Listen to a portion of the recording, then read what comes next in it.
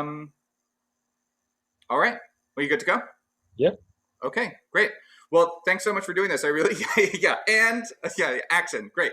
Uh, Thanks so much for doing this, David. I really appreciate it. Um, Thank you for inviting me. This is great. yeah, yeah, right on. Um, why don't we start with a little bit about you? So, this week we're reading in class a short story that represents a society at the cusp of an anarchist revolution, and then a little chunk of nonfiction, a chunk of a couple of philosophy essays, sort of defending an anarchist vision for what sort of society we should try to be working towards. So, um, how did I called you because you're interested in this stuff and you care about it. How did you get into this? Not everybody finds anarchist politics at any point in their life. So how did you get here? Yeah. Yeah. Let me try to make this as brief as I can, although there's so many aspects to it, so many different things that shaped and channeled my way to here. But let's start with this. This is probably pretty important, is that although I don't sound it accent-wise, I'm actually not from the United States. I'm from the Soviet Union. I was born in Odessa, Ukraine, which was at that time in 1981 when I was born. It was part of the Soviet Union proper, which still existed at that time. And my parents and I immigrated from there via a couple of different stops to New York City, Brooklyn, New York, where you might know Brighton Beach, the little Odessa type of area where all the awnings are in Russian and so on. Anyway, so that's where I grew up, and that's the culture I grew up around. And so that's one thing that will come into play later. Now, as I was going through high school and college and even parts of grad school, I was pretty non-political. I tried to sort of not engage in that stuff, largely because, to be quite honest, I thought it was far, far too complicated. At first, when I was about 17 or 20 or 25 or so, I had this kind of relativist view or a kind of anti-realist view about moral questions and political questions, where it was just kind of everything is subjective. It's all just opinions. There's no like right or wrong here and so on. And then I sort of, I think it's right to say, grew out of that or matured out of that when I realized that there's really substantive questions to be debated here. And those questions are inescapable because they are the questions of what to do, both in your life and in your society. And so I came to appreciate these as real questions, but nevertheless, I thought of them as way too difficult and not really my problem. Somebody else can take care of those. And then the Bush administration waged a war in Iraq. Then there was a financial meltdown that affected my parents. My mom had earned the tiny pension, and a lot of that was wiped out. And horrible things happened as a result of poor governance. And I kind of stomached that for a while. Obama, I thought, okay, this is a move in the right direction. It seemed that way to me because, again, I didn't really pay attention to the details. And then Trump came along. And in so many ways, he embodied so much that was wrong with what I perceived to be governance and leadership, that it started making me think, how did we get here? And how could we have arrived at this point? Because it seemed so contrary to what I thought was a good place to be. And I didn't understand how other folks could have such a divergent conception of the good. And, and even if maybe people don't support it, but how did such a man get into power? And what are the power structures that allow for this sort of thing? And so at that point, plus the fact that at this point I got tenure, this is a huge piece of the puzzle. I started thinking about, what is this power structure here, and what was the one that we escaped from in the Soviet Union? Because the story was always told to me as one of escape, this horrible system, and it's anything to do with socialism or communism or anything is just horrible, bad, bad, bad.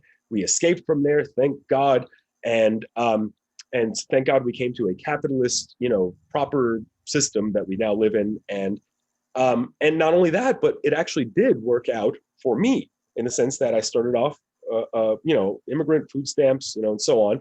And now I'm a tenured professor. And so you could think if you were just focused on just one case and anecdotally, okay, I made it. That means you can make it in the United States, a land of opportunity. But obviously, that is not statistically at all true. There's just very little social mobility in the country. And just one of the facts that I started learning when I started really looking into this stuff and started asking what are the merits of the system here versus the what we had in the Soviet Union, and what are some other alternatives? Are those the only two possible ways of going about things? Is that's it? There's those two things, and even that, the fact that I was thinking about the Soviet Union as a second thing, that's not even part of the consciousness of most people. I think here, most people here have their political spectrum boxed up by either the Democrat side or the Republican side. And so for me, as a philosopher, it was exhilarating to have my political world sort of blown open to include not just the Soviet Union, way left, not just Bernie, what I think of as center, not just people like Trump, which I think of as right, but starting to include all sorts of other political perspectives in my map of things. And I think that even if somebody doesn't wind up in the anarchist corner, still just having a map of all of the possibilities is exciting, exhilarating, enthralling, even if you wind up somewhere different from where I am, just knowing that there are so many different ones, that there is such a thing as anarchism. In fact, that there are like 10 different kinds and that they all have disagreements amongst themselves, just like the Democrats and the Republicans in their little corner have their little disagreements, right? That are little by contrast to some of the bigger disagreements you can have. So I got tenure, which put me in a very safe position to start exploring politically sensitive, politically difficult, hot button topics like race, gender, climate change. I mean, you name it. We're going to talk a lot about these things, but I started looking at those more than the little itty bitty details that I was looking at in the history of philosophy or in the philosophy of language and linguistics, which is my specialty, or in the philosophy of science, which is what I'm expected to teach here at Kent State. All of those issues, which were completely divorced from politics, and that's why I went towards them. I wanted to get away from these difficult, impossible to think about hard questions because I didn't even know how to think about them or how to even begin trying. And when I got tenure and I became quite comfortable in just teaching the same old classes that I'm teaching, all that stuff, and started really branching out to my own. What do I really think about the world, the social world, political world that I live in? I started really expanding my understanding of the positions, as I said. And one of the things that really helped me, and I have it right here because we were just talking about it before we started, was this book here, Debt by David Graeber, Debt, the First 5,000 Years. This book was transitional for me because, or it was central to answering your question, which I'll be done answering in a moment, I promise, which is that Graeber describes 5,000 years of human history. Of course, you can only do that very selectively, even with a big book. And of course, it's something that you can only do very in a slanted sort of way. But he presents history as an anthropologist in a way that shows you how many different kinds of political systems there have been, how many different kinds of societies have existed, how many different kinds of economies have existed, how many different power structures or lack of power structures have been tried out in the world, and not like by little tribes of little bushmen or something like this, but like by societies of hundreds of thousands or millions of people that just because they existed 3,000 years ago or 1,600 years ago in some area that you've never thought about, like 4th century Japan or 3rd century Persia or something, right?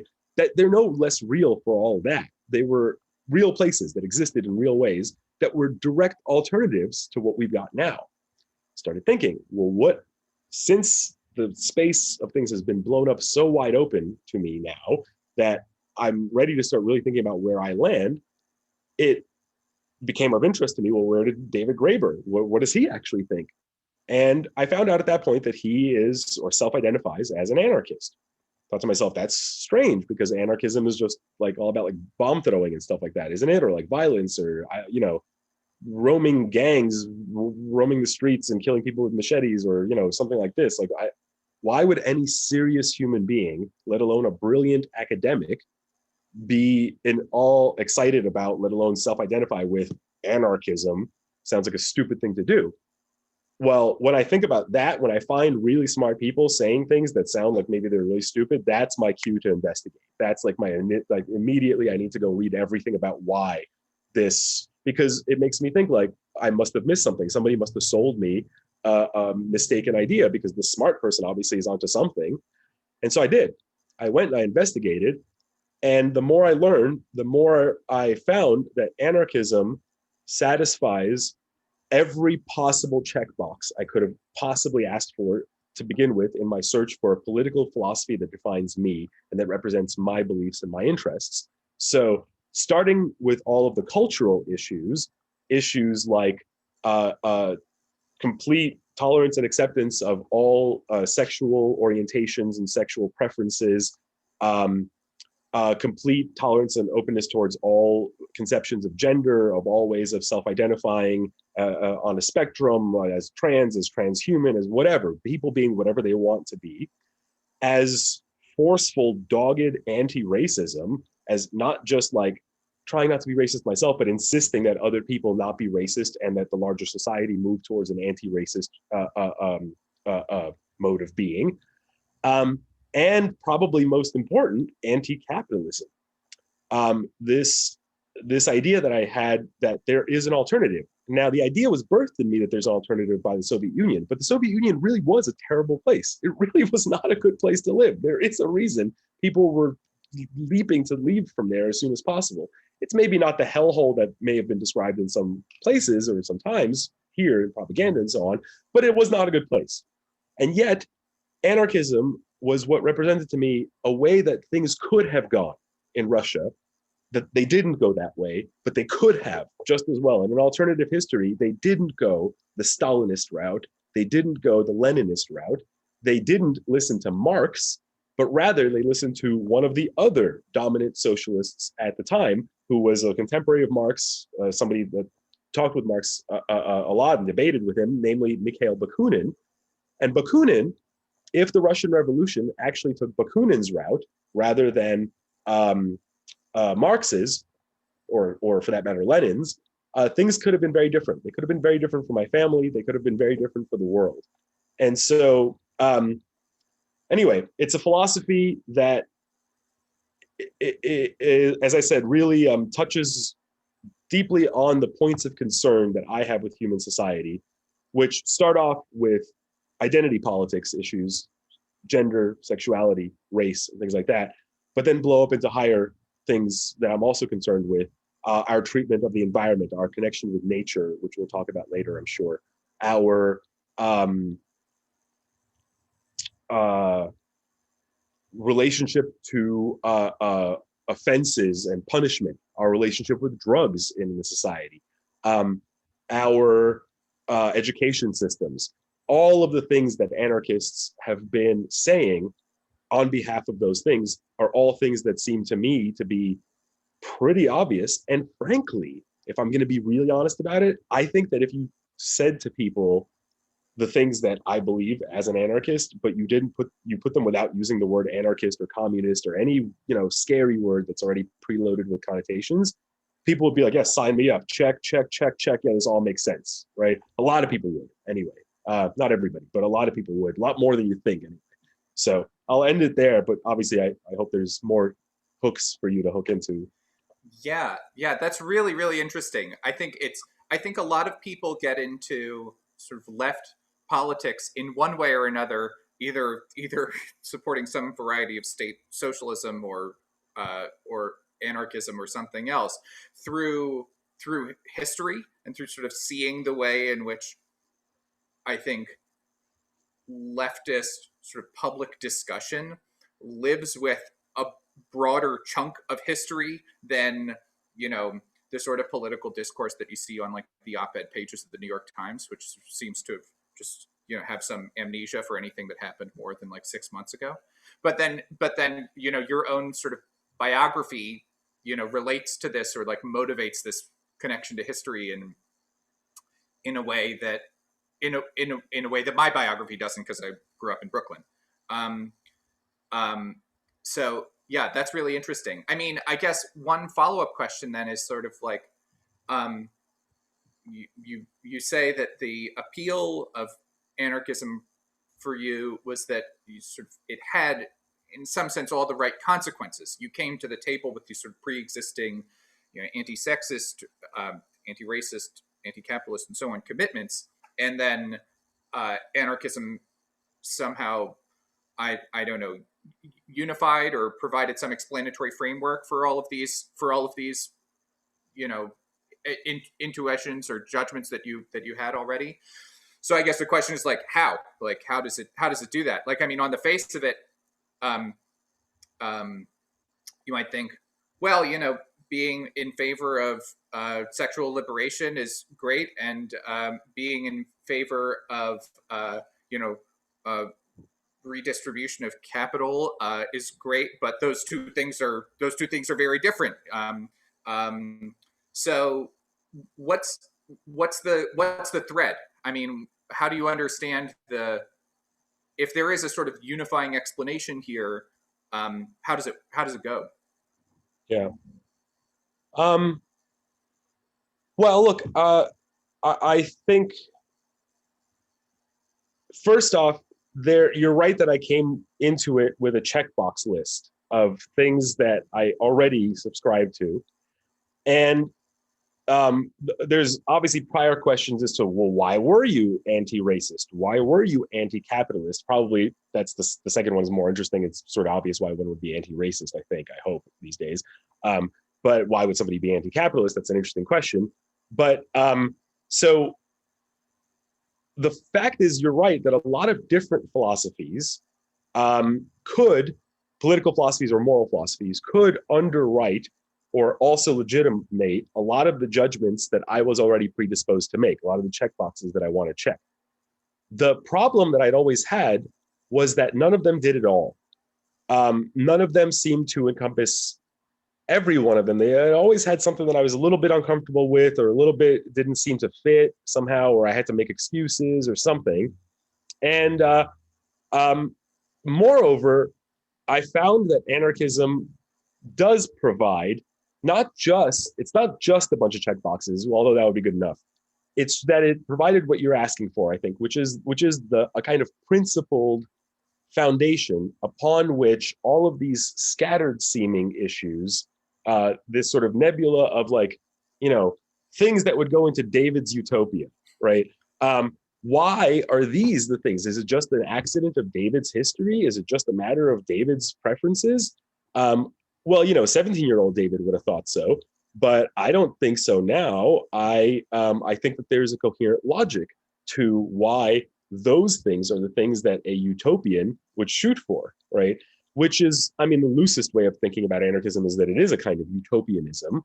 Now, of course, that doesn't say much. You have to fill in the utopia, but it seems to me that's a first place to start. Is that if you're not a utopian, I think this is a quote from someone, but I don't know whom, then you're basically a schmuck, right? Because things are not perfect. And if you think they're perfect, then they just probably are perfect for you, and you're ignoring everybody else's not perfect situation. There's a lot of things to be mad about, right, in the world, even if it's not in your life. But and then if you know that there are things that are going horribly for other people, then why would you not want to make them better? Why would you not? So that's the first thing. Is anarchism is this kind of like optimistic drive to try to make sure that things are better, not an apathetic, let's just let everything be how it is, not let somebody else decide for me. It's an active taking back of agency, which is so much of what I lost living under a political, structure or regime that has somebody at its head, or at least for 4 years did, that I couldn't possibly identify with in any way, right? So I needed to somehow take back that thing that I felt I lost. And so that's the first thing. Drilling down now beyond just mere utopianism, there is this attitude. And so, you meet an ism, like an anarchism or communism or, capitalism or any ism, naturalism in philosophy, whatever, utopianism, any ism is going to be subject to a million different interpretations because it's a one word that's intended to encapsulate an entire philosophy or an entire group of ideas. And of course, different people are going to use these isms in their different ways. And so one way to spell out what an ism is, anarchism, is to give you a one sentence definition. Another way of doing it is to give you a 10 sentence, a 10 item list. Here are the 10 principles, the 10 commandments of anarchism. And I think that's useful in its own right, but I think the core place to begin is by telling you what the attitude is. What is the attitude that one adopts in adopting this particular political philosophy? And the attitude, and this I'm taking from Noam Chomsky, who is an advocate of in some sense, advocate of anarchism, although it's qualified. But Chomsky says that it's the persistent attitude of demanding justification for any structure of hierarchy or power or domination of one free being over another. Okay. So a situation where you and I, like this here, you and I are cooperating, we're organized, we showed up to meet at a particular time, we're doing a constructive, creative task, we're both doing it voluntarily, everything is great. You're not forcing me, I'm not forcing you. Now, if it weren't like that, this is good. This is the good case. But if it wasn't like that, if you were in some sense forcing me, if you were blackmailing me into doing this, or somehow, or the other way around, then things start becoming questionable, and that could be legitimized by something. But you want to ask at that point. You want to ask, what's going on? Why is this person taking power over this person? Is that legit? Is that okay, or is that sketch? Is there something messed up about that? Okay, and noticing structures of hierarchy, power, and domination, and asking after their justification. Sometimes you get a justification. Sometimes it's good. Sometimes it's like, well, why should parents be allowed to tell their kids not to play in the street? This is Chomsky's example. Well, there's a good reason for that, right? Kids don't know about the consequences of traffic and so on. But you don't always get a good justification. Sometimes you get a kind of lame one, but sometimes you get nothing. Sometimes you get something worse. Sometimes you get something that's sold as a justification is just a blatant lie and an insult to your intelligence, right? And so then you're starting to be like, no, hold on. Let me investigate this a little bit more. This is the attitude that I think is the embodiment of anarchism, because I think any realistic anarchist knows that we're not going to probably achieve what we want, whatever it is that we want in our lifetimes, that what we're doing is we're striving towards something. So we need some picture of what the end goal is. That's what the principles are there for. But we also want a drive and an attitude to get there. And that involves both optimism, agency, but also the constant, persistent, nonstop questioning of authority, questioning of hierarchy, questioning of power and domination, wherever it lives, in any aspect or any corner of human society. The ones where you are, I'm sure there's a million of them, whatever social station you occupy. And and asking for their justification, and when it has none, doing whatever you goddamn can to challenge it, to whatever you can to effectively corrode it, break it, sabotage it, demolish it, whatever, because it is wrong. Because once you have deemed it, once you have noticed that it is wrong, it is contrary to moral principles, then it doesn't matter that it's common. It doesn't matter that everybody accepts it. What matters is that it's wrong and needs to stop. So the kinds of things that we just talked about, anti-racism, that's an easy one. That's when one race or group of people who see themselves as unified by something they call race takes brutal dominance over another, and the consequences of all that, which even, there's still brutal dominance by white people over black people, as I see every day on Instagram of white cops killing black kids for nothing. They never seem to kill very rich white kids. I don't know, it never happens, right? So that brutal dominance is still there. But even if you ignore that, the larger institutional and systemic racism that is a direct and obvious byproduct of the previous brutal, violent plantation slavery is sort of a obvious case of you'd have to be brain dead not to notice, is what I was trying to say, the power structure, domination, hierarchy that's going on there. But now we look at gender, right? Well, okay, there's another one. This is where one group of people has, for no legitimate reason, as far as I can tell, taken domination over another, such as to not give the other rights and privileges and whatever that they enjoy themselves. This is ridiculous, right? And so feminism, or a promotion of women's liberation and equality and equal stature with men, seems to me to be fighting against the kind of hierarchy, against the kind of unjustified domination of one by another. Okay, it's the maybe to summarize it, it's the always rooting for the underdog, because there shouldn't be underdogs, there shouldn't be overdogs, they should all just be equal dogs, right? And so the other things that we mentioned now, capitalism, right? So capitalism seems to be a insidious, to me, social economic system of human organization. It's completely contingent. It's optional. It's not like something we're saddled with forever and ever. It's not like something we've always had. It's something that a very particular culture, a very particular society has had for a pretty short amount of time. And it's been a disaster. It's been an unmitigated, utter disaster on pretty much any metric that I can think of. But the main metric, the main thing that's wrong with it, is that it has allowed a very small, not particularly interesting, cultured, or nice group of people to dominate and enforce their rules, their hierarchical control over the lives of millions and strictly billions of others. And that seems to me to be the least justified hierarchical system we have today. Now, of course, that takes a lot of showing. Saying that capitalism is unjustified is one thing. Showing it takes a whole book or semester or whatever it is you want, right? A lifetime. But I think I've read enough now to see what the evils of capitalism are. The fact that capitalism is optional, and the fact that there are viable alternatives that have been practiced, can be practiced, probably will be practiced. But the reason they should be practiced is because of the anti-hierarchical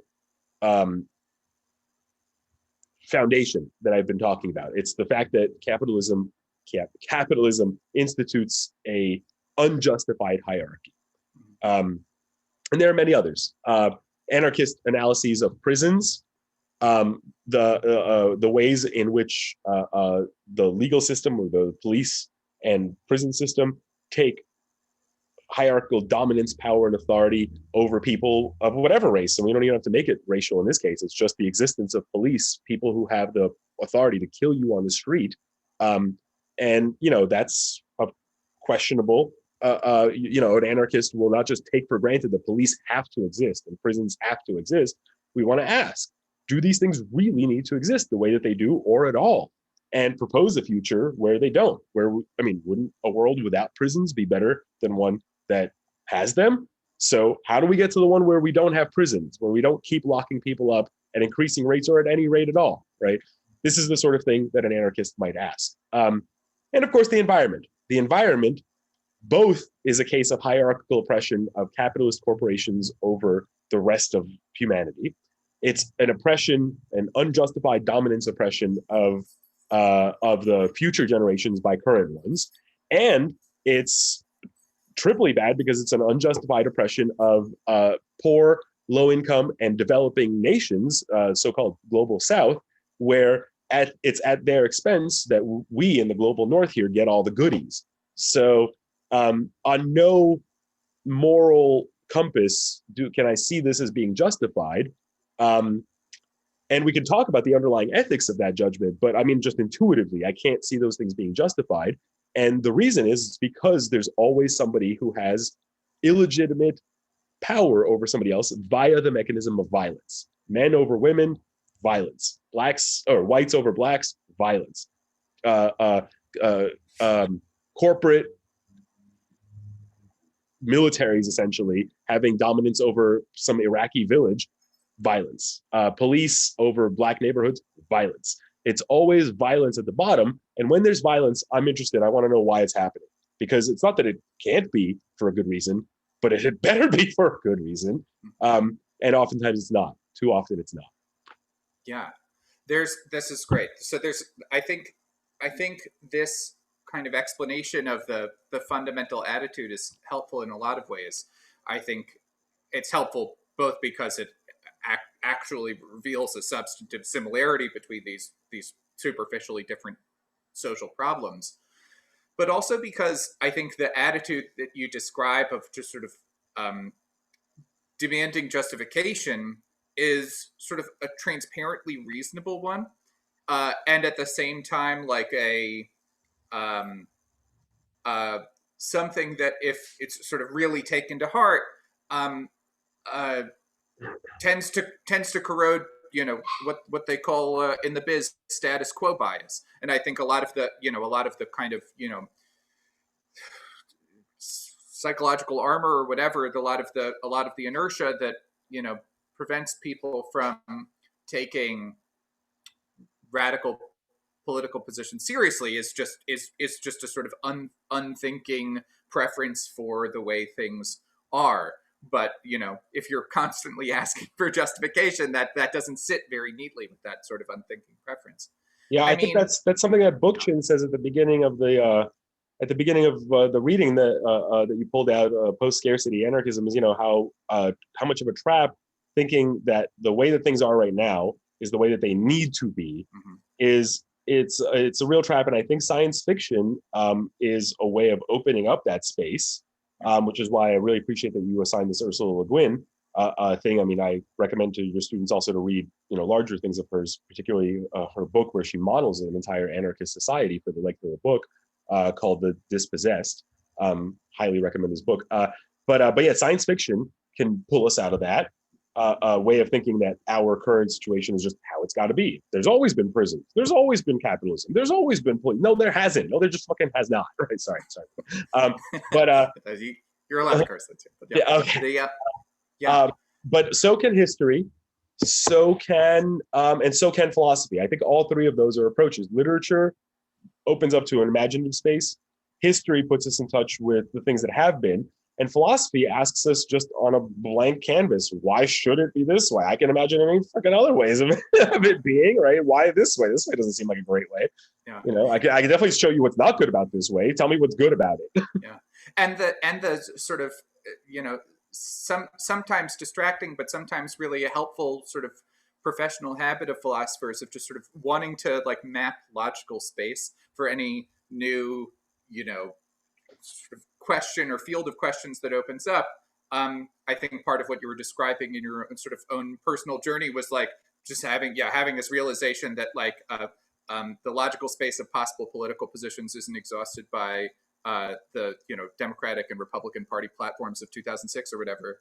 Um, Maybe one way to get into the book chin at this point is that, I mean, one justification for capitalism, one argument which is often offered in its favor, is that it has created, in some sense, a kind of material abundance that people in the past just never lived with. I mean, there are different ways of defining wealth or GDP, but I'm sure you've seen these graphs of GDP, global GDP, global gross domestic product, um,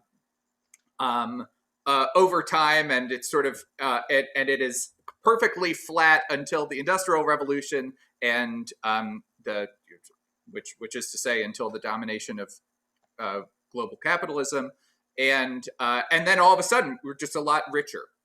Yeah, you could question those graphs in all sorts of ways, but there is a straightforward sense in which we have access to commodities which we never had before.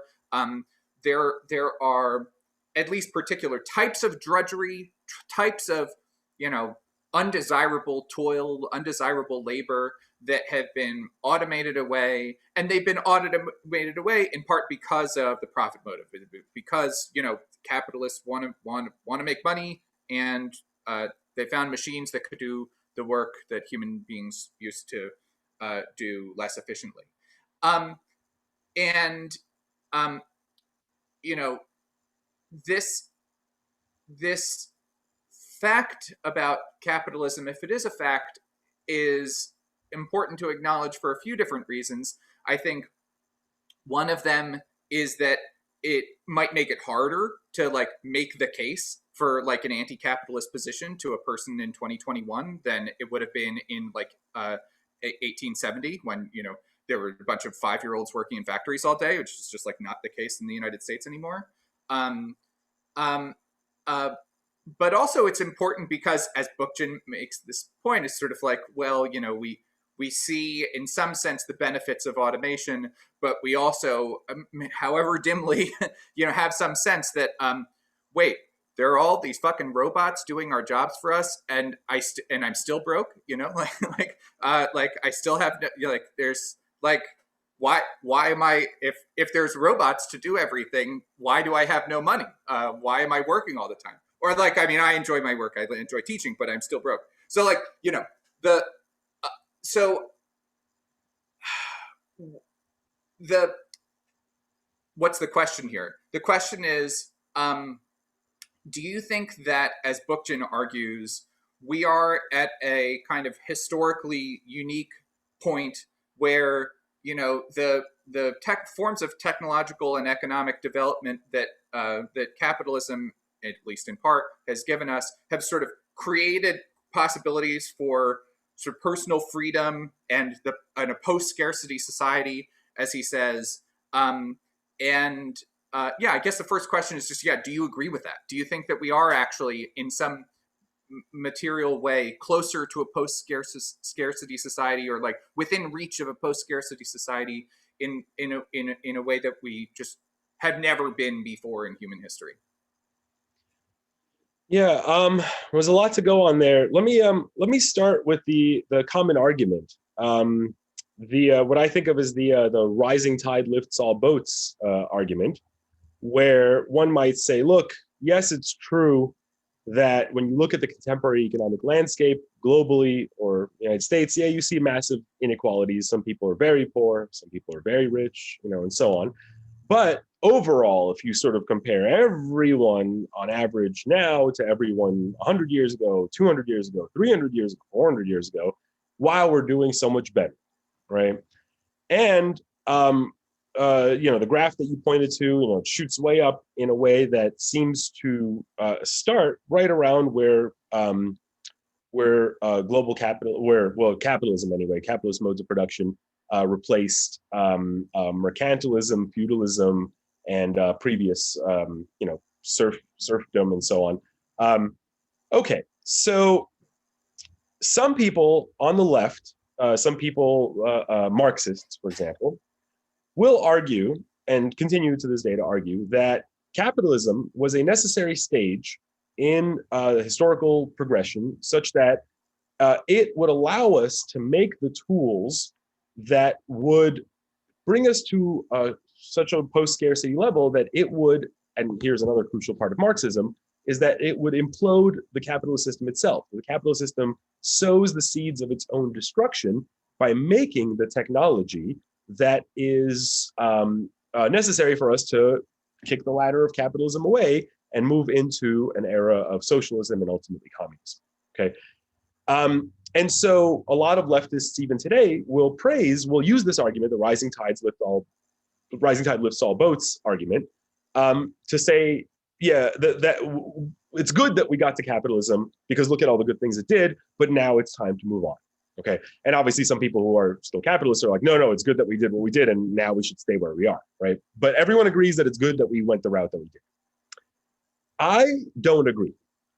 So my initial thing would be to challenge, my initial gambit move in this debate. And of course, this is a very long debate. There are many moves and I don't know how the game plays out. But the first couple of moves I do know, and they are these. The move that I would make is to deny that what we see is causation. Everyone knows that correlation is not causation. Everyone knows that you can have two things correlating and going up, and that does not mean that the one caused the other or the other caused the one, or it might be that they're unrelated, or it might be that there's a common cause causing the both of them to go up at the same time. Okay. So everyone understands that point, but when we look at the rise of whatever the metrics are, so you mentioned GDP, another way, which I think is more palpable to a lot of people, is to measure child mortality, life expectancy, crime, death by war, and various other things, or I guess per capita, right? Anyway, on all of those metrics, we go well. We do well over the past 300, 400 years, right? And so the temptation to say is capitalism did that, okay? I do not think that that is a good inference. I think that capitalism correlated with the rise of our medical, public health, and various other advancements that we've had, automations, time-saving things that we've had. But I think that there was a common, I think that the actual cause of that kind of progression is just human innovation and ingenuity. Okay. And human innovation and ingenuity are the sorts of things that it did not take capitalism to invent. People have been ingenious and inventive for as long as there have been people, perhaps even definitionally, right?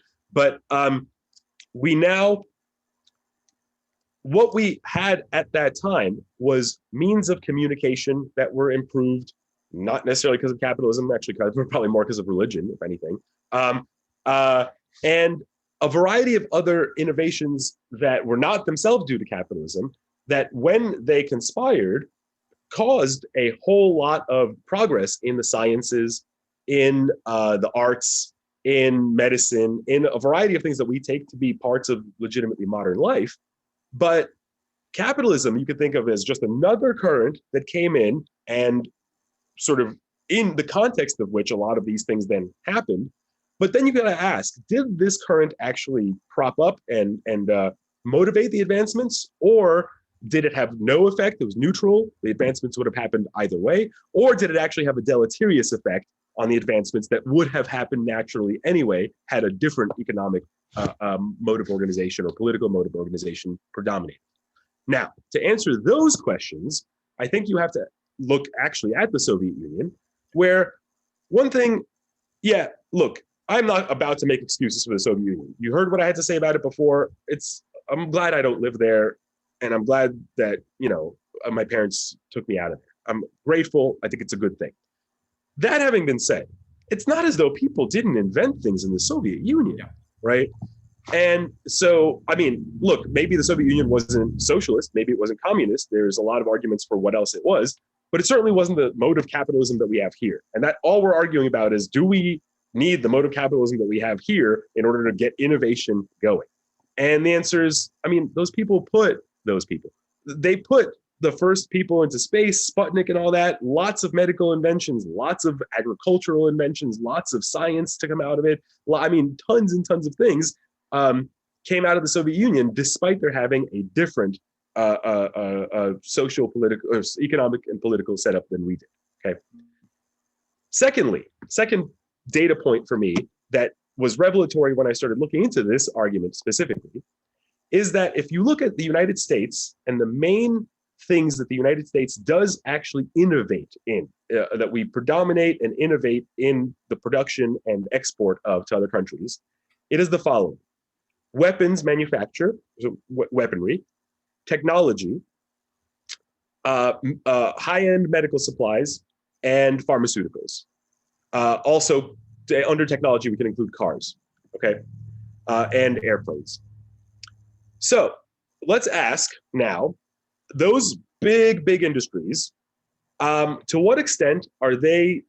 I know I just mentioned a bunch there's a bunch that I didn't mention. So for example, the entertainment industry is very big, but let's just look at those really big ones: tech, pharmaceuticals, and whatever else I mentioned, right? Okay. The assumption that most people have is that it's corporate capitalist corporations that, because of their superior, efficient mode of organization, that they're capable of organizing people and streamlining human innovation in such a way that that's how they get the job done. But the fact is that many of those, in fact, I would say more than half of the things that I just mentioned, were created by public, not private funding. They were created by the NIH, which is a publicly funded from your taxes. It's like you and your family give money to the government gives it to the NIH, and the NIH now, we have all publicly funded some research. What happens to that research? Well, a lot of it then gets bought up by private corporations and then sold back to us at a cost, okay? That A, doesn't seem to me to be a very fair system, but B, speaks against the argument itself, because what these innovations are actually being produced by is things like NASA, which then gets bought up by SpaceX, or their methods do, or the NIH, which then gets bought up by Pfizer, or in the case of the internet, DARPA and the military. Most of the tech that we make was, including the internet, the biggest breakthrough of the United States tech industry of the 20th century was made by public funds. It was made under the direction of DARPA by kids working at MIT for public services. Now, granted, it's military services, but it's still public services, right? So anything that you think the military makes, that's not capitalism. Or at least that's not a private capitalist corporate mode of production, right? That's publicly funded stuff. The last thing I want to say about this is that there are many cases, and as soon as you start thinking of them, I'm sure you can come up with many, where corporations not only have no particular effect, neutral effect on innovation, but actively stifle innovation, actively prevent us from having the cool things that we could have. Here's how it works. The electric car, you've watched the movie on Netflix. If you haven't, you could. Who Killed the Electric Car? We could have had that much sooner. Could have been cheaper, could have been done.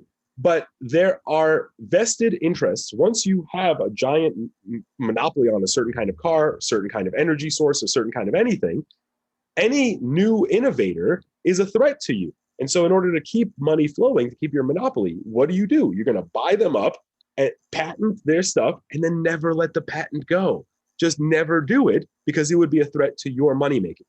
Do you have any idea how many patents have been killed by modern day corporations? Like how many things we could have had if those people weren't allowed to arbitrarily say, society, you can't have this because I want more money, right? I will actively prevent you from having good things in order for me to continue reaping revenues from my inferior product, right?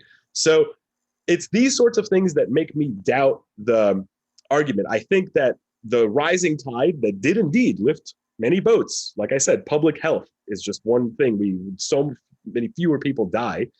Those things would have probably happened because of human ingenuity and updates in our knowledge and tech and communication that were independent of capitalism.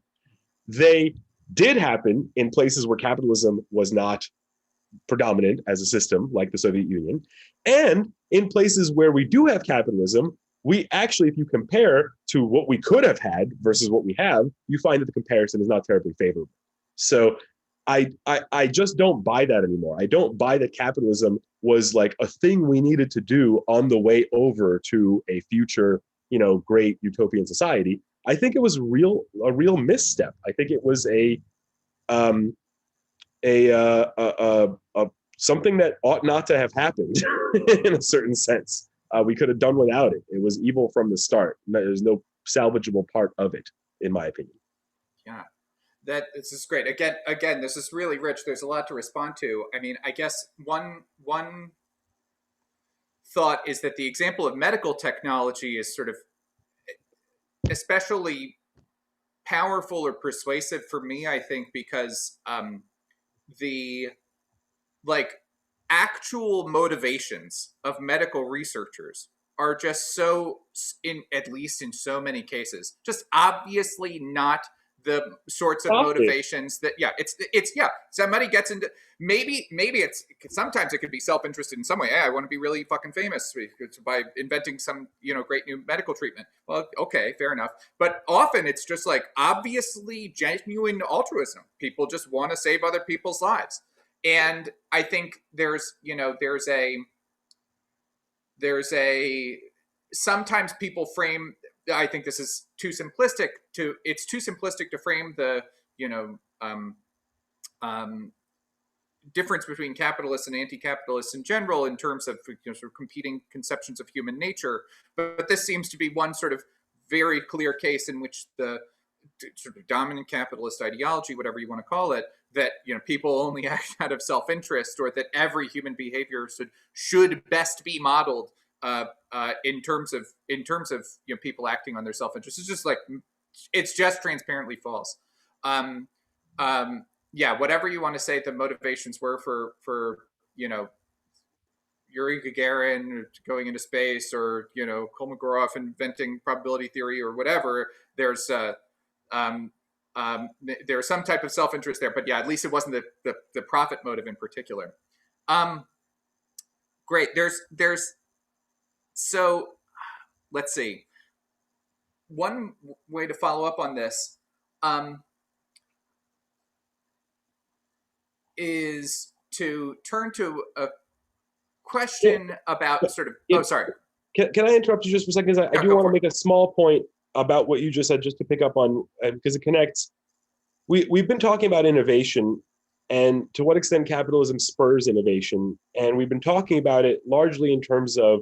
I mean, I directed the discussion this way in terms of large inventions like the internet, pharmaceutical drugs, space flight, things like this. But I think maybe to help people see why I started to really self-identify as an anarchist or subscribe to that philosophy. Um, uh, it wasn't that I was thinking about spaceflight or medical treatments. In fact, I was just thinking about the people who work over here at Rite Aid. So I go into Rite Aid, or actually Walgreens. Sorry, it's Walgreens. It's Rite Aid over in Brooklyn, but here it's Walgreens. Anyway, so I go into Walgreens and I see people wearing that work there. They wear the same uniform, this vest. It's not their color, it's not their thing. The Walgreens looks exactly like every other Walgreens. They are working in ways that to me seem like would be very boring. I frankly would find their job to be, like punching in numbers into a cash register is not an empowering activity. I wouldn't feel empowered doing that, right? And I see the woman there. She's punching the numbers into the thing, and I see that she has very long nails. She's one of these ladies that has the long, very colored up nails. Mhm. I think to myself, look, now that right there, now that's something she really enjoys doing. She's just spent a boatload of time on those nails, and put a lot of effort, a lot of thought into those, and probably created some nail design that no one ever had thought of before, just to make her nails pretty aesthetically, right? Now, what if you gave her free reign to do that with this store over here? You think that she would not be able to make this store a whole lot more attractive, inviting, and interesting to the customers than it is the cookie cutter piece of crap that you see in every Walgreens you ever walk into? Of course you would. But you know why she can't do that? It's because corporate says you're not allowed. And what that means is that her innovation, whatever artistic talents, whatever skills, whatever interests or motivations she had, are there and then stifled because she knows that not only is that not expected of her, in fact, it's not allowed, right? It's actually something that she can't do, even if it would actually be better for the community to walk into a prettier Walgreens, or it would make her feel better to put up a poster of her favorite, artist on the wall, or whatever it is. Those sorts of innovations cannot be tolerated by a corporate structure that requires cookie cutter, easily calculable, easily surveyable, easily quantifiable, easily inventoriable things where everything's got a barcode. If Miss Lady over there is putting her decorations all over everything, then we can't have things that are non-barcoded, and corporate can't have that. So innovation, I think, is stifled not just at these big levels of tech and pharmaceuticals and whatever. I think it's stifled at literally every way down. Every job that you've ever worked that's been less than empowering was because someone told you that you can't do the more empowering thing that you wish you were doing. Mhm. And that seems to me to be a pretty sad testament to the motivational power of profit. And it's not just that people aren't solely motivated by profit motive. It seems to me that if you give people profit motive as their sole motivation, then whatever other motivations they have, they die off, and they atrophy. And that's really sad to me. So I just wanted to throw that in. It's not just about the high-powered medical inventors. It's about the lady working at Rite Aid that could be doing way better painting nails or something. So. Right. Yeah. And especially if you see, as many anarchists do, this sort of like goal is to give people as much agency in as many sort of domains of their life as you possibly can, then the then the specific forms of like modern management, which is a innovation with it, if you want to call it an innovation, but a particular form of capitalism is like yeah, the whole point of at least of scientific management, the way it was developed in the 20s, is to just like take mindfulness, take mindedness out of every job that you possibly can, except for the job of the manager himself, and it was always a dude. Um, the that said, I do think that this touches on I think so far I've found lots and lots to agree with, but this touches on a point in Bookchin where I'm more resistant or more critical. So um, he diagnoses the problems with sort of modern capitalism, at least in part in the scale at which things operate, it seems to me. So I think he thinks the scale of modern agriculture is what's responsible for, at least in part, its devastating ecological effects. The scale of urban life is what sort of like alienates us in our personal relationships with other people. The scale of modern corporations is what disempowers us and alienates us at the workplace. I think that's the kind of, maybe I'm misreading it, but I think that's the vibe I'm getting. Um, but there are quite apart from capitalism, there are sort of things that come out of the sorts of scales of cooperation or scales of um, social organization that we've experienced in the last few hundred years, and in various other ways throughout human history, in ancient Rome or something like that. But that I think, at least on the face of it, are just like totally cool and good. Like, I like living in New York City. New York City's huge. Um, um, there are so like modern highly automated factories, maybe it would be better if the profits of those factories didn't go to like one guy who owns them, but they are made possible by churning out zillions and zillions of widgets at a single factory. That they're made possible by the scale of production. And so it seems to me that quite apart from the profit motive or capitalism, there are sort of benefits of economies of scale and sort of urban forms of urban life that involve interactions between millions of people and organizations that contain millions of people. And Bookchin seems to like not be on board with this. He's like, this in my utopia, we go back to small scale production. We go back to, I don't think he's exactly what they sometimes call a primitivist. I don't think he's like a complete Luddite, but he seems like he's interested in, people giving up the benefits of mass production, going back to sort of agrarian communes and so on. And it's like, I don't know. That's a lot to. That might just be impossible. Like, that ship has sailed. We live in cities now. But also, like, B, it's not clearly desirable. So, do you have? And I know this is a matter about which anarchists disagree. Do you have a take on this? Do you share this criticism of Bookchin? I don't know. Yeah. What do you think? Yeah. Well, look, let me start by registering my agreement with your doubts on that particular point.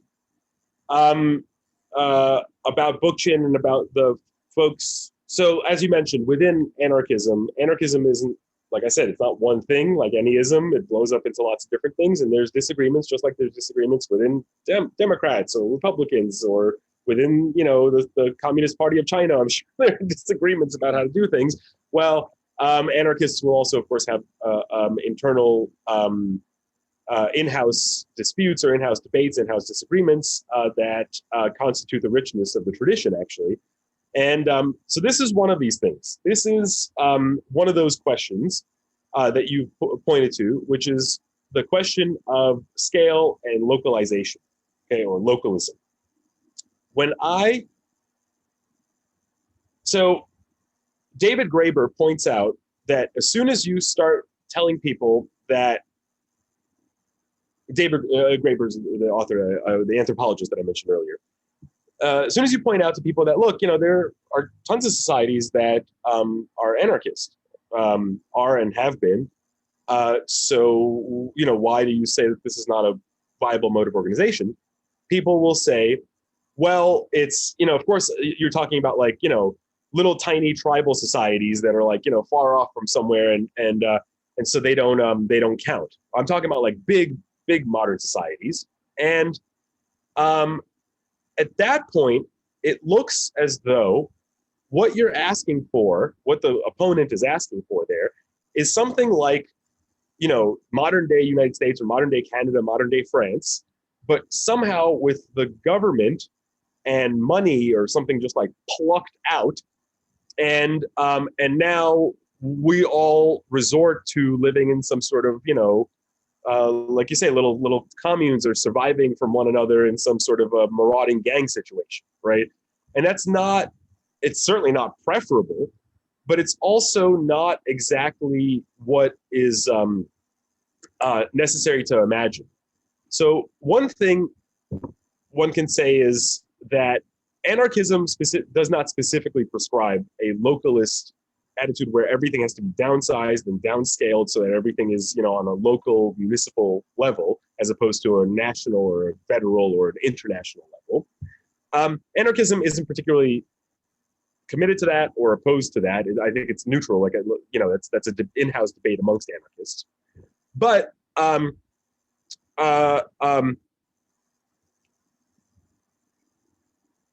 one of the sorry, I've lost my train of thought, so let me just pick up on another one. One of the things you can do in this kind of debate is point to social experiments that have been done on a large scale that are in rough shape anarchist. So here we would point to Spain. So in Spain, anarchism was a big idea. People were sort of into the thought of organizing their modes of production in Catalonia, especially along anarchist or syndicalist lines. Syndicalism is the economic version of anarchism. It's basically how you would run an economy on anarchist principles. And they started instituting that, and it went for actually many years but under the aegis of a government. But then in the Spanish Revolution of 1935, 6, and 7, they actually set up for those couple of years a society that is, a large chunk of Spain, with hundreds of thousands of people, set up for a couple of years a functioning society that was anarchist in principle and its fundamentals and so on, and was, according to Bookchin, actually quite successful.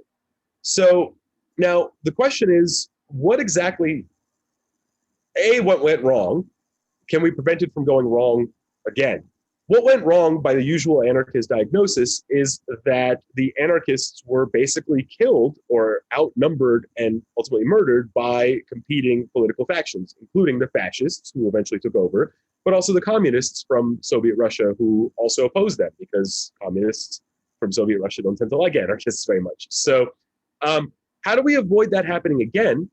It seems to me that the idea of plucking a government out of Canada or the United States or Russia is so ridiculous, because that would just be a power vacuum, and immediately other countries would come in.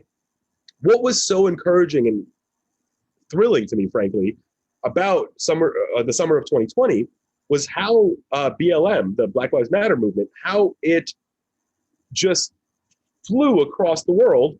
And so many cities rose up, and so many demonstrations, and so much energy all across the world, similar to the Arab Spring, but it seemed kind of bigger, at least in the moment, more global. It seems to me that given the kinds of challenges that we are facing these days, the reaction that is going to have to move us from where we are to a better place, if we are going to get there, is going to have to be a global, worldwide, either spontaneous or coordinated action, where there is no power vacuum to fill, because states all around the world are being busy being deconstructed by the citizens of those places. What to put in place of that? Well, it seems like one of the biggest principles or tenets of anarchism is direct democracy. And the reason people are driven towards a localist a version of anarchism where everything happens on a small scale is because that is where direct democracy can most easily be achieved. It's where a small number of people can get together, air their grievances, air their desires, air their plans, and come up with a group activity that respects each person as a person because everybody knows one another. As soon as you get beyond the tribal level of 300 and you start moving to larger and larger things, it starts being more and more difficult to engage in direct democracy and much more convenient then to engage in representative democracy, where we just send somebody who's going to represent and whatever that person says is, I guess, what we have said now. We just vest that person with the responsibility and therefore take the responsibility off of ourselves. I think that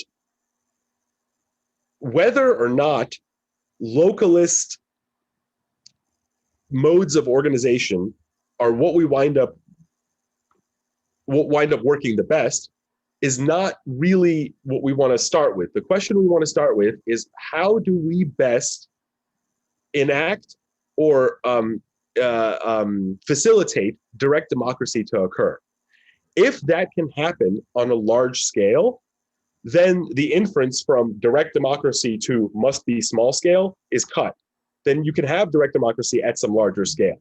So how can that work? How do you get large modes of organization without representative democracy, where I literally give up my political autonomy, place it into some representative who's going to go and do whatever? That could be Trump, right?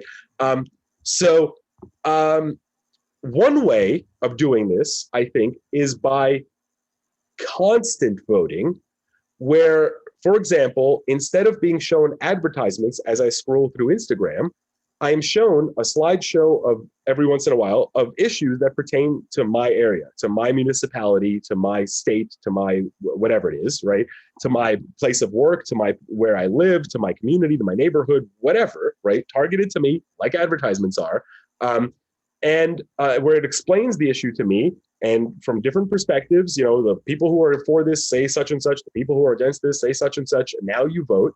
And we're just constantly voting. We're constantly in the process of shaping, with our little pocket computers, not our economy by what we buy and sell, although we can still do that too, but our political process, okay? Now, if you can get that sort of thing to happen on a large scale, as apparently capitalist corporations have gotten it to happen with buying stuff on a large scale, and we already trust PayPal with all our money, so I don't see why we wouldn't trust something like PayPal with all our votes. And it's not like we don't have blockchain to make this stuff secure and available, right? So large-scale mass voting, where you get a say in all of the issues all the time, that seems to me a way of making large-scale organization possible, which I agree with you. Having grown up in a city, cities are awesome. Of course I want to live in a city, right? But so I don't want to lose that, but at the same time, I want to keep direct democracy. And so from my perspective, the only way to avoid localism is to somehow cut that inference from direct democracy to localism. If you can have direct democracy, I saw another project. Here's a really good one. This guy was making this app where any number of people in one group can directly talk to any number of people in another group by, let's say there's 100 of us in one group, and we want to decide on where to meet up with the other group, and we all put in suggestions, and each one of us votes quickly on just binaries, rank this one over this one or this one over that one, and after a whole bunch of quick votes, it comes up with, using some fancy statistical algorithm, what we say, and then that gets transmitted to the other side, and then the other side can, in something like real time or closer to real time, reply to us. You can imagine that sort of thing happening between municipalities, between nations, between states, between tribes, between whatever. If you can make that sort of thing happen, then I don't see why we couldn't have organization on a large scale. And I guess I'm just too much of an optimist about current technology to think that it's something we can't do. It's something we obviously can do, because we usually can do whatever we want to do. It's just something that people don't seem to want to do. And, I think a lot of the time people say, I don't want to constantly be voting on stuff and I don't want to constantly feel responsible because I don't want to constantly spend time with meetings all day. And that seems to me to be a very short-sighted conception of what direct democracy could look like if updated into 21st century technological modes where we're all constantly on our freaking phone tapping on things anyway. So anyway, that's only a piece of what you asked, but I do think that a lot of the reason Bookchin wants to go that route, and a lot of anarchists go that, let's go back to 300-person communes, is because direct democracy is the root of it, the root of a lot of anarchist thought. And it's just hard to see how you can achieve that on a larger scale. But it doesn't mean it's impossible. It's also hard to see how you can have Amazon, and yet they made it. And so why can't we be as cool? Like, why do capitalists get to have all the fun, you know? That's great. Yeah, I think this is something that I know a lot of philosophers who aren't necessarily anarchists have interesting things to say about the both about sort of ways of scaling up direct democracy, but sort of sort of alternatives to the like completely unaccountable forms of representative democracy, which have been captured by various bad elite interests. Um, uh, People who are interested can check out Alex Guerrero's work on Lautocracy right here at Brooklyn College. My colleague Mike Mentzer's got all sorts of stuff about participatory budgeting. If anybody watching has voted in participatory budgeting elections in New York City, you've already got some sense of the capacity of like ordinary people to decide how some chunk of millions of dollars of the city's budget gets spent. And well, just add a few more zeros to that, and you've got the entire city budget. So that said, it's 5:48 on my end. I don't want to keep you anymore. But this is awesome. Thank you so much, man. I really appreciate it. Yeah, no, it's been super fun, and it's gotten me to work out some of my ideas as well. I feel like I flubbed that last one a little bit in the sense that there's more to say about the scaling up business, and that is a very hard question. It's one that I have a lot of doubts about myself. But so thanks for pressing in, and also just thanks for the conversation. It's been very, very good. Yeah, of course. If you've got any other resources or something you want to share, I can put it in the video description. This is what YouTubers do. They point to the bottom of the screen. Sure, so I can put it in there. But yeah, otherwise I think we'll just leave it there. But yeah, thanks again. Appreciate it. Yeah, you too. And I'll send you some stuff for sure. Okay, sounds good. Take it easy. Bye.